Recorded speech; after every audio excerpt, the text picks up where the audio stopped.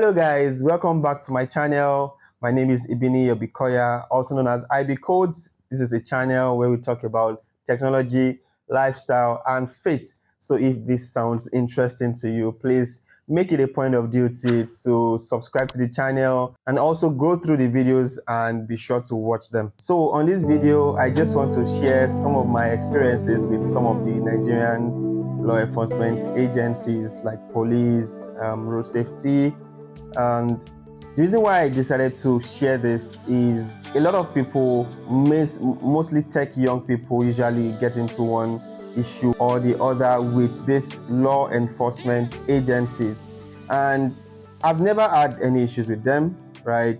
And I just thought I should share some of my experiences and how I've been able to deal with them. Maybe it might help. So if you are interested, please keep watching. All right, so the first experience I want to share was one I had with the police. So there was this particular day I was coming from somewhere with my girlfriend. She was seated right beside me, and I was trying to pass through a shortcut to my place. I think we went to the market to get some food stuff, and we were heading to my place. And on the way, we saw policemen, and the policemen stopped me. It was obvious that one of the reasons why they stopped me was because I looked young. I mean, obviously I'm a young person. I'm a young guy and I have a pretty decent car. So they stopped me and they asked to search my car.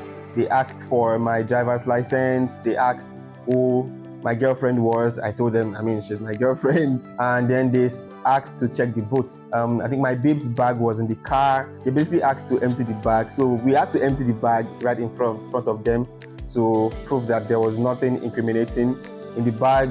And throughout the time, I was just pretty cool. I was calm. I was even smiling. Then it got to a point, they asked for the documents of the car.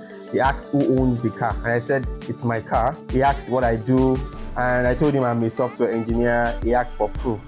Now, this was where it got a little tricky because I just left my previous company and I just resumed at my new company. And I just gotten an ID card from my new company, so I couldn't present them with any ID card. But luckily for me, I had the ID card of my previous employment scanned on my phone. So I just showed the guy that, oh, this is where I used to work, and now I work at a new company. Then I had to open my email and showed him my letter of appointment. I showed him some of the conversations I've been having with the HR of my new company, and that was pretty much how I exonerated myself, right? And from there, it was just smooth sailing to my house. One of the mistakes that young people tend to make, especially tech people, is when you get stopped by police, the first thing that comes to your mind is that, why are they stopping me? Am I a Yahoo boy? Why are they? I'm not a fraudulent person. I'm not a criminal. Why are they stopping me? And I think it is well within the right of the police to decide to stop you if they have any feeling that you might be a criminal. As long as you don't have any skeleton in your cupboard, I don't think it should be an issue just stopping and then giving them all the proof they need. And that is how I've just been able to deal with all the policemen I've met. Like so far, I make sure that all my documents are complete. I never want to be in a situation where I would be begging a policeman, right? So I make sure to have everything I need. So that was the first time I got stopped by police, and that was how I handled it. So the second experience I want to share, which is pretty much going to be the last one, I want to keep this video as short as possible. This one was very recent. In fact, it was just last week with FRSC guys, the road safety guys.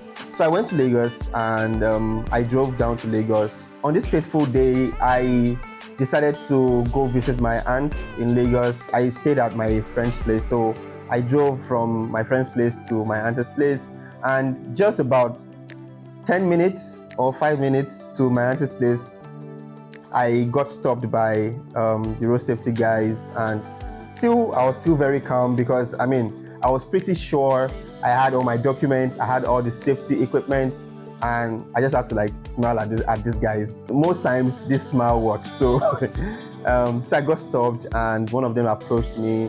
He requested for my driver's license. requested for the car documents. There was this particular document that was missing. It's called Certificate of Roadworthiness. And basically, this is the document that proves that your car is fit to move on the road, right? And I definitely have this document, but then all my original car documents are at home because I don't move around with them. So I basically just had everything scanned on my phone, and I had like photocopies of those originals made, and I kept those in the car. So apparently I forgot to make a photocopy of this particular roadworthiness document, and I did not remember to scan it.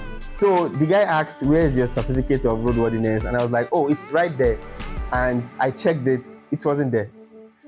And I was like, "Oh, I'm pretty sure it will be on my phone." Then I checked my phone, checked my cam scanner, nothing. And I was like, "Okay, now what do I do?"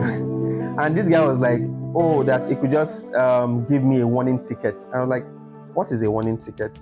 So when he said it would give me a warning ticket, what came to my mind first was, oh, this guy is just going to let me off with a warning so that, okay, next time, right, if something like that repeats itself, then maybe I can be fined. But then apparently these people are just waiting for me to settle them in, one way or the other. Just like the very jovial person I am, I was just making jokes with this guy. I was like, "No, now, like, just let me off with a warning. You will need my contact in future. Let us just be friends," and things like that. So we were there for like 10 minutes just trying to drag it. I was trying to make the guy see the power of connections because apparently, like, connections with this law enforcement come in handy once in a while. But then, like, the guys were just like, I should settle them, that it's the weekend. So now in this kind of situation, I could have actually dragged with these people that, oh, I'm not going to give you money, right? But then I knew that I was at fault for not having that document with me, and there was no way of proving that I had that document. So I just told them that, okay, I'll give you some amount. That was literally how I resolved that situation. And before I left there, I got the contact of one of these guys, and we actually became friends. The guy that I got his contact told me that if I get stuck at any point in Lagos, I should just call him. Like, just because I was calm enough to smile with these guys and just make jokes, right? So let me just conclude with this. So when it comes to encounters with these law enforcement agencies, I would say that most times you can actually resolve the situation by just keeping calm and just smiling at these people. Some of them actually have things they battle at home. If you don't approach them with a smile, they would most probably transfer the aggression of whatever they are battling personally to you. So it's nice to just keep calm and just smile at these guys with the aim of making a connection out of the situation. One other thing that helps me is the largeness of heart that God has blessed me with, because I'm this kind of person that I give a lot of room for error, a lot of room for mistakes. I understand that people make mistakes. Nobody is perfect. So if you are able to understand that, okay, these guys, they are not perfect, right? I'm not expecting them to be perfect. They are trying to do their job. They might make one or two mistakes while at it, and that is fine, right? So when they do something that should actually piss me off, I will just let it go, because why not, right? Why would I compound this person's problem when I could actually just let them go and just pray for them? One other important thing is ensure that you are at peace at every point in time. And I think this peace is very much underrated. I would always tell people that I enjoy so much peace in God. So I think it's important to always feel safe and feel the peace of God, because that peace of God is what would allow you to be able to accommodate mistakes. That would actually go a long way when you encounter some of these law enforcement agencies. So that will be all for this video. I hope it was helpful. Please feel free to share some of your encounters with these people in the comment section, and I'll be sure to respond. Thank you so much for watching. I'll see you guys in the next video. Until then, keep believing, keep growing, and keep glowing. Peace.